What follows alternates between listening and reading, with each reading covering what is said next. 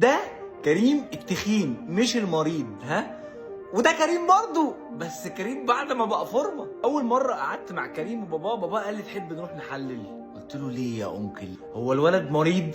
قال لي لا يعني، بس هو كان فاكر ان التخن ده يعني حاجه وراثيه. قلت له لا احنا الولد زي الفل، ولا ايه يا كيمو؟ احنا هنبتدي ان شاء الله ونحسن العادات بتاعتنا ونشتغل على عقليتنا، وكيمو شاطر وهيلتزم، صح يا كيمو؟ طبعا اكيد طبعا لو كنا عملنا كل الاسباب وما لقيناش نتيجه فهنروح نحلل، عشان لو في مشكله معينه نبدا سواء في الغده او مقاومه انسولين او حاجه نبدا نعالجها مع طبيب، ماشي؟ عشان بس ما حدش يقعد يقول لي قوم ايه بقى.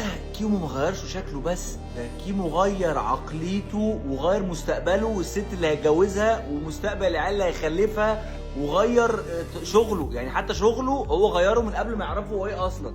يا جدعان كريم خس اكتر من 40، ربنا يحميك يا ابني، 40 كيلو تمام، وما اتصابش اصابه واحده. هسيب لكم الاكونت بتاعه لو حد عايز يساله على حاجه.